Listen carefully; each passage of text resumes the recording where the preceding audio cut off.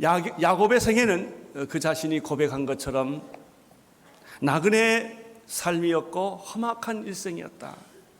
나그네란 무엇입니까? 그냥 뜨내기지요. 이 집 저 집 돌아다니는 사람, 정처 없이 집 없이 다니는 사람, 그것이 나그네 야곱의 인생이었습니다. 그는 외삼촌 집에서 살아야만 했고 형 에서와 갈등을 가져야만 했고 한순간도 평안하고 안심되는 날이 없었습니다. 항상 쫓겼고 12아들을 낳고 그 아이들을 거느려야 했고, 야곱은 자기의 생애를 이렇게 정의합니다. 나의 인생은 험악한 인생이었다. 산전수전을 다 겪은, 못 견딜 일을 견디고 못 볼 일을 많이 보고 자란 인생이었다, 이렇게 말합니다. 그러나 하나님은 이러한 야곱을 세월만 보낸 것 같고 늙어 병들어서 초라해진 이 한 노인, 이 야곱을 그렇게 일생을 끝나게 하지 않습니다. 간섭하시고 은혜를 베풀어 주시고 조건 없는 사랑과 은혜를 베풀어 주셔서 꿈에도 그리던, 그렇게 사랑하던 아들, 죽었는 줄만 알았던 요셉을 만나게 합니다. 그리고 하나님은 야곱을 위로하고 회복하기 시작합니다. 슬픈 인생, 허무한 인생은 한순간에 기쁜 인생, 축복의 인생으로 바꾸어졌습니다. 그게 130살 때 얘기인데 야곱은 147세까지 삽니다. 그러니까 17년 동안 그 인생의 말년은 축복이었습니다. 나는 여러분에게 젊어서 고생을 했을지라도, 험악하고 뜨내기 같은 인생을 살았을지라도 여러분의 인생의 말년은 행복하기를 바라고, 감격이 되기를 바라고, 자녀들이 돌아오고 건강이 회복되고, 그렇게 불안하고 쫓기던 인생이 처음으로 안심을 하고 잠을 자는 그런 말년이 되기를 바랍니다. 이게 바로 야곱이 그렇게 그 인생의 말년을 살았습니다. 하나님의 은혜였고 섭리였고 인도하심이었고 채우심이었습니다. 야곱은 드디어 깨달았습니다. 나의 하나님은 우리 조부 아브라함의 하나님이요 나의 아버지 이삭의 하나님의 축복이 내게 임했구나. 자격이 있어서 임한 것이 아니라, 내가 그럴 만한 가치가 있어서 그런 것이 아니라, 내 인생을 돌이켜보면 나그네요 험악한 인생을 살았고 하나님께 한 번도 영광 돌려본 인생이 없는 소모전과 같은 인생이었는데, 하나님은 나를 그렇게 생각하지 아니하시고 축복을 주시는구나, 은혜를 주시는구나. 야곱은 생각합니다. 하나님은 야곱에게 주었던 약속과 축복은 무엇입니까? 생육하고 번성하고 땅에 충만하라. 너의 자녀들이 이 땅에서 복을 받게 될 것이다. 우리는 야곱을 통해서 배우는 것은 하나님은 약속하시는 하나님이요 그 약속을 지키시는 하나님이시라는 사실을 배우게 됩니다. 야곱은 드디어 죽었는 줄만 알았던 아들 요셉이 있는 곳으로 갑니다. 애굽입니다. 그래서 결국 이민을 갑니다. 이주를 합니다. 그때가 세상에서 그때 가장 심각한 기근 때입니다. 7년 대기근. 2년 지났어요. 앞으로 5년이 기근이 더 남아있는데, 여러분 이 기근 때 하나님은 야곱의 가족에게 고센 땅이라고 하는 풍요한 목축지를 줍니다. 먹고 살게 해주시고 기근을 넉넉히 이길 수 있도록 그런 장소를 베풀어 주십니다. 정말 야곱은 은혜를 받았습니다. 야곱은 하나님의 그 인도하심과 모든 필요한 것, 쓸 것을 채워주시는 그 은혜를 경험하게 됩니다. 이런 야곱이 이제 죽게 되었습니다. 죽음 앞에 직면하게 되었는데 두 가지를 합니다. 나는 오늘 두 가지를 여러분이 배울 수 있게 되기를 바랍니다. 첫째는 무엇입니까? 첫째는 자녀들을 불러놓고 내가 죽을 때가 되었는데 너희들에게 유언을 하고 싶다. 첫째는 내 시신을 애굽 땅에 묻지 말고 내 조상의 하나님이 있는, 하나님이 약속한 그 땅에 묻어달라는 거예요. 이게 아무것도 아닌 얘기 같은데 굉장히 중요한 얘기입니다. 야곱의 마음속에 야곱의 인생의 결론이 뭐냐? 하나님이었다는 거예요. 하나님의 약속에 내 시신을 놔둬라. 그렇습니다. 여러분 인생의 결론은 무엇이게요? 여러분이 이 세상에 여러 가지 많이 이런 일 저런 일 하고 애기 낳고 사는데, 나는 여러분의 인생의 결론이 하나님이 되기를 바랍니다. 하나님이 내 인생의 결론이다. 하나님이 원하는 것, 하나님이 약속하신 것, 내가 살아서도 그런 일을 하지만 죽어서도 내 시체가 거기 있기를 원한다. 이런 고백, 이런 믿음이에요. 내 시신은 꼭 약속의 땅에, 내 아내가 있는 곳, 내 아버지가 있는 곳, 내 할아버지가 있는 곳, 그리고 하나님께서 약속해 주신 그 땅에 내 시신이 있게 되기를 바란다. 두 번째입니다. 그가 마지막 죽기 전에 한 일이 뭔가. 이 전에 보면요, 야곱이 이제 몸에 병이 들어서 일어나기가 굉장히 어려워져서 부축을 받고 일어납니다. 부축을 받고 일어나가지고 요셉의 두 아들을 축복하는 얘기가 나옵니다. 두 번째 하는 일이 뭐냐면 자녀들을 다 불러 모읍니다. 마지막 유언을 하는 것입니다. 야곱의 유언에는 두 가지가 있어요. 축복과 예언이에요. 축복도 주시고 예언도 주시는 것이죠. 그렇게 하고 야곱이 죽습니다. 야곱은 먼저 자기 12아들을 축복하기 전에 요셉을 부르고 요셉의 두 아들 므낫세와 에브라임을 부릅니다. 근데 참 재미있는 것이 두 가지가 있었죠. 그것은 아주 엉뚱한 일인데, 야곱이 너무 은혜 받고 좋아가지고 요셉에게 그럽니다. 네 아들은 내 아들이다. 그래서 요셉의 두 아들을 뺏어가 자기 아들로 입양을 시킵니다. 내가 낳은 두 아들은 내 거다. 네 게 아니고. 그 이후부터는 내 아들이지만 이 두 아들은 내 족보에 넣어놔라. 이런 엉뚱한 일이 어디 있습니까? 그래가지고 야곱이 이 두 아들에게 다른 아들과 똑같은 축복을 내려줍니다. 따라서 요셉은 족보에서 빠지고요, 지파에서 빠지고, 요셉의 두 아들이 이스라엘 지파로 들어갑니다. 보통 자녀들은 한 몫을 받았지만 요셉은 두 몫을 받았어요. 땅도 2배로 받았고 지파도 2개를 받은 거예요. 쉽게 말하면 곱빼기로 받은 거예요. 나는 축복도 여러분 곱빼기로 받게 되기를 축원합니다. 그게 요셉이었습니다. 요셉은 두 아들을 아버지 아들 반열에 집어넣었던 것이죠. 또 하나 있었어요. 큰 아들은 오른손으로 안수하고 작은 아들은 왼손으로 안수하게 돼 있는데, 요셉이 그렇게 아버지 손에다가 자기 아들을 딱 갖다 놓으니까 야곱이 손을 어긋나서 말이죠, 큰 오른손으로는 작은 아들을 안수하고 왼손으로는 큰 아들을 안수했다는 거예요. 야곱이 너무 요셉이 황당해가지고 아버지 그게 아니라 손이 바뀌었습니다 라고 말합니다. 그때 야곱이 이런 말합니다. 나도 안다 이 2번 반복해요. 내가 이 치매가 걸린 게 아니고 나도 다 알고 있다, 이런 얘기. 우리는 여기서 놀라운 진리 하나를 발견합니다. 그것은 세상 법칙은 큰아들, 장자가 큰아들이에요. 하나님 나라에서는 그렇지 않다. 유대인이나 이방인이나 다 같다. 유대인만 축복받고 유대인만 큰아들이 아니다. 유대인이나 이방인이나 그리스도 안에서는 다 하나다. 하나님 나라의 놀라운 질서를 가르쳐 주시죠. 하나님 나라는 상하관계가 아니라 네트워킹이다. 그래서 손을 바꿔서 축복을 합니다. 그리고 난 다음에 11 아들을 다 불러드립니다. 1절 2절을 보십시오. 1절 2절 시작. 야곱이 그 아들들을 불러 이르되 너희는 모이라. 너희는 후일에 당할 일을 내가 너희에게 이르리라. 너희는 모여들이라. 야곱의 아들들아 너희는 아비 이스라엘을 들을지어다. 야곱이 말합니다. 내가 너희들 다 불러서 내 말을 들어라. 내가 예언할 거예요. 내 말을 들어라.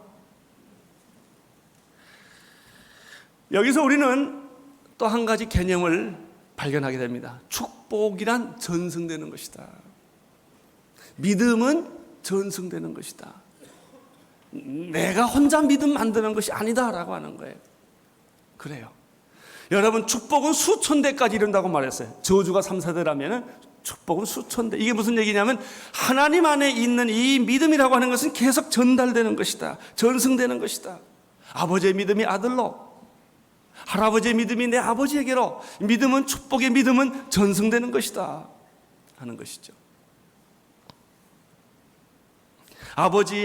아브라함의 믿음이 이삭에게로, 이삭의 믿음이 야곱에게로, 야곱의 믿음이 12지파에게로 가는 놀라운 통로를 우리는 여기서 발견하게 됩니다. 여러분, 요즘 우리들의 현실의 문제가 뭐냐면 다 자녀들과의 대화가 단절되어 있다는 거예요. 우리 아이들이 말하기를 부모님하고 두 가지 문제를 얘기합니다. 하나는 제너레이션 갭, 세대 간의 격차가 있다는 거예요. 아버지는 우리 시대를 모른다는 거예요. 맨날 우리 아버지 얘기하면 6.25 얘기나 일제시대 때 얘기나 가난했던 얘기만 하고 자꾸 얘기하니까 우리하고 무슨 상관이냐, 애들이 안 듣습니다. 그런 얘기. 우리는 우리 세대라는 거예요. 그래서 세대 간의 격차가 너무 심해서 그저 같이 있어줘 밥 한 끼 먹으면 효대죠. 아들들이 안 있으려고 그럽니다. 자꾸 떠나고 제멋대로 살려고 그럽니다. 아이들은 또 말합니다. 문화적으로 서로 다르다는 거예요. 부모 세대하고 우리 세대하고 대화가 안 된다는 것이죠. 왜 그런 줄 아세요? 제너레이션 갭, 세대 간의 간격과 문화적인 간격이 있는 것은 어디서 일어나느냐? 하나님이 없는 가족에서는 그게 있어요.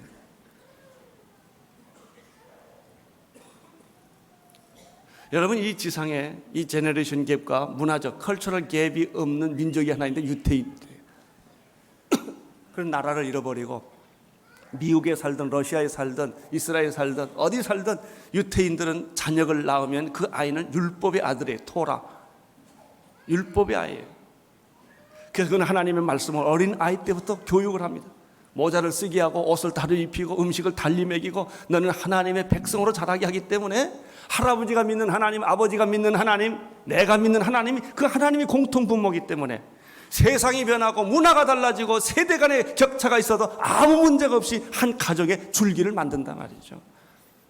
우리의 불행은 뭐예요? 아버지 세대 다르고 아들 세대 다르고 손자 세대가 다 달라져 뿔뿔이 하나님이 없으니까. 이 하나님이 이렇게 중요한 거예요. 우리 가정의 공통 분모는 뭐냐? 하나님의 말씀이에요. 아버지가 경외하는 하나님, 아버지가 신뢰하는 하나님, 이삭의 하나님, 아브라함의 하나님, 이삭의 하나님, 야곱의 하나님, 죽은 자의 하나님이 아니라 산 자의 하나님, 파스칼에 의하면 철학자의 하나님이 아니라 나의 하나님. 그 하나님 안에서 세대는 없는 것, 세대 간의 격차, 문화적인 격차, 그럼 중요하지가 않아요. 바로 이것이 오늘 우리가 배워야 할 메시지입니다. 야곱이 그 아들들을 불러서 믿음을 전수해주고 축복을 전수해주는 것이죠. 나는 여러분들 자녀에게 이 믿음을 전해주는 부모가 되기를 축원합니다. 내 손에 끼고 살 때는 내 자식이고 지멋대로 살 때 다 포기해요. 그 잘만 살아줘라. 이혼만 하지 마라 이거예요.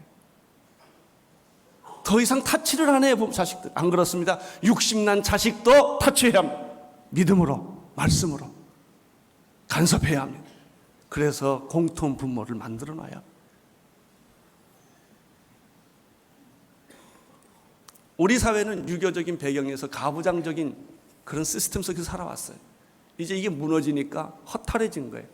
정신적 기주가 다 없어졌어요. 도대체 가정을 지킬 수 있는 정신적 뿌리라는 게 없단 말이죠. 우리는. 그분이 하나님이에요. 정신적 지주는 하나님이에요. 가정의 뿌리는 하나님이에요. 하나님을 신뢰하는 가정, 믿음을 전승시키는 가정, 유언을 믿음으로 하는 가정. 여러분, 소유라고 하는 것은 늘 사람을 갈등하게 해요. 소유가 많을수록 갈등이 많고요. 유산 받아가지고 행복한 사람 내가 별로 본 일 없어요. 다 유산 주면 자식들끼리 싸우고 서로 비교하고 경쟁하고 시기하고 어떻게 하면 동생 걸 뺏고 형 걸 뺏어가지고 자기 걸 많이 갖냐 이거예요. 그게 유산이에요. 여러분 자녀들에게 줄 유산은 하나예요. 믿음의 유산. 나는 여러분들이 유언할 때 이런 유언하기를 바랍니다. 써서 말이죠. 너는 주일날 어떤 경우도 빠지지 말아라. 딱 못 박는. 맨날 집에서 가정예배 봐라. 이걸 유산으로 주세요. 제가 기분 나쁘지만 확실한 얘기 하나 하겠어요. 여러분은 죽습니다. 옆에 분에게 빨리 말하세요. 당신은 죽습니다. 딱 말하세요.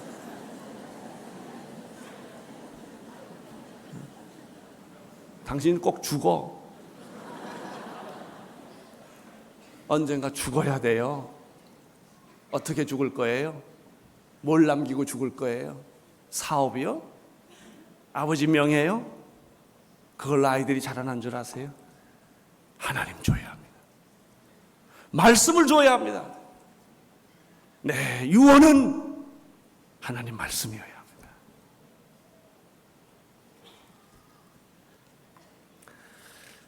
어떻게 야곱은 자기의 12아들에게 예언하고 축복을 하는가? 많은 사람이 있지만 몇 사람을 좀 오늘 골라서 보겠습니다. 첫째는 큰아들은 좀 봐야 되겠습니다. 3절 4절 큰아들. 큰아들에게는 어떤 예언이 나옵니까? 시작. 너는 내 장자요 나의 능력이요 나의 기력이 시작이라. 위강이 초등하고 권능이 탁월하노다마는 물이 끓음 같았은즉 너는 탁월치 못하리니 내가 아비의 침상을 더럽혔습니다. 그가 내 침상에 올랐도다. 불행한 큰아들 루벤, 그는 큰아들이었지만은 장자의 권리를 박탈당한 아들입니다. 아버지의 침상을 더럽혔기 때문에, 아버지의 부인을 범했기 때문에 그는 아들로서, 큰아들로서 위상을 잃어버립니다. 그 불행한 사건을 여기서 소개합니다. 또 한 사람, 둘째 셋째를 보십시오. 5절 7절 시므온과 레위입니다. 시작. 시므온과 레위는 형제여 그들의 칼은 잔해하는 기계로다. 내 호나 그들의 상관하지 말지어다. 내 영광과 그들의 집회에 참여하지 말지어다. 그들이 그 분노대로 사람을 죽이고 그 혈기대로 소의 발목 힘을 그쳤으라도 그 노염이 혹독하니 저주는 받을 것이요 분기가 맹렬하니 저주를 받을 것이니라. 내가 그들을 야곱에서 나누며 이스라엘 중에서 드리로다. 시므온과 레위는 야곱의 딸 디나가 강간을 당했을 때 분노와 복수심으로 가득 차서 결국 사람을 다 죽이고 짐승까지 다 죽여버리는 잔해하는 기계가 되어버립니다. 그게 저주를 받습니다. 우리 여기서 배우는 게 무엇입니까? 심는 대로 거둔다는 법칙이에요. 심는 대로 거둔다. 자기 자식의 운명을 이야기할 때 얼마나 야곱이 가슴이 아팠겠어요. 그러나 그것은 사실이었습니다. 야곱의 자식 가운데 또 우리가 기억해야 될 사람이 하나 있습니다. 유다입니다. 메시아를 태어나게 했던 유다 지파. 자, 8절에서 12절까지 쭉 읽겠습니다. 시작. 유다야 너는 내 형제의 찬송이 될지라. 내 선이 내 원수의 목을 잡을 것이요 내 아비의 아들들이 내 앞에서 절하리로다. 유다 사자 새끼로다. 내 마음 웅친 것을 찢고 올라갔도다. 그의 엎드리고 웅크림은 사자 같고 암사자 같으니 누가 그를 범할 수 있으랴. 홀이 유다를 떠나지 아니하며 지리자의 지팡이가 그 발 사이에 떠나지 아니하리라. 오시기까지 미치리니 그에게 모든 백성이 부종하리라. 11절 그의 나귀를 포도나무에 매매 그 암나귀 새끼를 아름다운 포도나무에 맬 것이며 또 그것을 포도주에 빨며 그 복장을 포도즙에 13절 그 눈은 포도주를 인하여 붉겠고 그 이는 우유로 인하여 흐리로다. 불행한 루벤의 장자권은 결국 동생들한테 갑니다. 두 사람한테 갑니다. 한 사람은 유다입니다. 유다가 루벤의 장자권을 받습니다. 시므온과 레위가 받지를 못합니다. 그리고 또 한 사람 요셉에게 갑니다. 그래서 그 장자의 축복이 이렇게 흩어집니다. 유다는 비록 부족하고 유다도 실수를 많이 한 사람입니다만은 그러나 그는 지도력이 있었고 강한 지파로 자라게 된다는 예언입니다. 그리고 그 홀이 유다를 떠나지 아니하니라. 메시아를 잉태하는 지파로 기름 붓습니다. 참 감격스럽고 아름다운 이야기입니다. 13절 이하에 쭉 보시면 여러 지파들이 나옵니다. 21절까지 그 지파가 나오는데 우리의 관심을 가진 것은 22절입니다. 요셉 지파를 어떻게 축복하는가를 볼 수가 있습니다. 22절에서부터 26절까지 말씀을 한번 읽겠습니다. 야곱은 요셉 지파에 대해서 이런 예언을 합니다. 시작. 요셉이 무성한 가지 곧 셈 곁에 무성한 가지라. 그 가지가 담을 넘었도다. 23절 활 쏘는 자가 그를 학대하여 그를 쓰며 그를 곤박하시. 24절 요셉이 하늘에 도리어 건강하며 그의 팔에 힘이 있으니 야곱의 전능자의 손이 힘을 입으라. 그로부터 이스라엘의 반석의 목자가 되었다. 25절 내 아비의 하나님께로 말미암나니 그가 너를 도우실 것이요 전능자로 말미암아 그가 네게 복을 주실 것이다. 위로 하늘의 복과 아래로 원천의 복과 젖먹이는 복과 태의 복이로다. 26절 내 아비의 축복이 내 부여자가 축복보다 더 나아서 영원한 선이 한없음 같으며 이 축복이 요셉의 머리에 돌아오며 그 형제 중 뛰어나는 자의 정수리로 돌아오리라. 유다의 축복과 더불어 요셉의 축복이 얼마나 참 귀한지 아름다운지 이루 말할 수가 없습니다. 나는 이런 축복들이 그리스도 안에서 여러분들에게 주어졌다고 믿습니다. 이 모든 축복들이 여러분의 축복이 되기를 축원합니다. 22절을 보면은 무성한 가지가 담장이를 넘을 정도로 풍성해졌다. 23절 24절 원수가 나를 공격했다 한다 할지라도 오히려 전능자의 손에 힘입어 구원을 받게 되는 것이다. 25절 하나님이 도와주시는데 여기 보면은 젖먹이 복과 태의 복까지 있었다라고 말합니다. 26절에 보면은 조상의 복이 나타났다. 형제들 가운데 가장 뛰어나는 축복을 요셉에게 주었다라고 하는 것이죠. 여러분 우리가 구원받는 것은 사실이에요. 그러나 상급은 다 달라요. 뿌리는 대로 씨를 뿌리는 대로 거둘 거예요. 이 씨를 뿌리는 대로 거둠의 법칙 이것이 있습니다. 야곱이 자기의 아들들 요셉을 축복하면서 또 하나의 원칙이 있었어요. 28절입니다. 28절에 보면 원칙이 하나 소개되고 있습니다. 시작. 이들은 이스라엘의 12지파라 이와 같이 그 아비가 그들에게 축복하였으되 곧 그들의 각인의 분량에 따라 믿음의 분량에 따라 하나님이 복을 편파적으로 주는 것이 아니에요. 자기가 복을 받을 만한 그릇이 다르기 때문에 어떤 사람은 복 받는 그릇이 되고 어떤 사람은 저주를 받는단 말이죠. 그리고도 사람들은 뭐라고 원망하느냐면 하나님이 복을 편파적으로 줬다고 말하는 것이죠. 그렇지 않습니다. 다 믿음의 분량에 따라 각자의 분량에 따라 복을 받게 되는 것이죠. 나는 여러분이 믿음의 그릇이 크기를 바랍니다. 축복의 그릇이 되기를 바랍니다. 하나님이 주시는 은총을 하나도 까먹지 말고 다 누리는 축복 있게 되기를 바라는 것입니다. 심는 대로 거둔다, 뿌린 대로 거둔다. 믿음의 분량대로 축복은 임하는 것이다.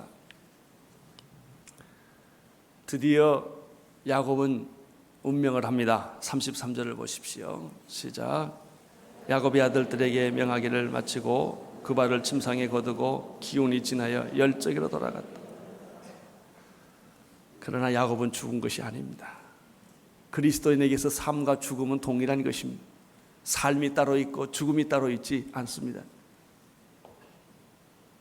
그리스도인에게서는 이 땅과 저 땅이 따로 있지 않습니다. 우리는 늘 이 땅에 살면서도 새하늘과 새 땅을 가슴에 품고 사는 사람들입니다. 그것이 믿음의 사람입니다. 나는 여러분이 죽음을 두려워하지 않게 되기를 바랍니다. 죽음은 영혼을 여는 문이기 때문에 죽음과 삶이라는 것은 하나예요.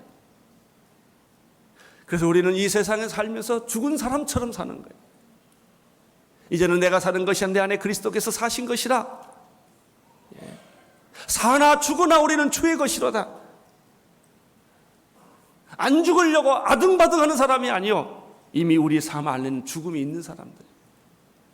이 죽음 안에는 영원한 생명이 있기 때문에 죽음을 지나면. 야곱은 눈을 감았습니다. 언젠가 여러분도 눈을 감게 될 것입니다. 육신의 몸을 벗게 될 것입니다. 남는 것은 영원한 말씀뿐입니다. 믿음 남습니다. 그는 25절에서 32절 사이에서 막벨라 굴에 대한 이야기를 합니다. 해쪽 속에 샀던 막벨라 굴. 야곱은 거기에 시신을 묻게 될 것을 다시 한 번 더 얘기를 합니다. 여러분 이제 인생은 어느 정도 정리하고 사십시오. 가끔 사람은 배를 좀 째봐야 돼요. 죽음 앞에 서봐야 돼요. 죽음의 문턱까지 가봐야 돼요. 그래야 삶의 진수를 알게 되는 거예요. 우리는 어쩌면 일본이 거품 경제가 많았다면 다 거품 속에 살고요, 자기 환상 속에 사는 거예요. 오직 예수 그리스도, 그분만이 영원하십니다.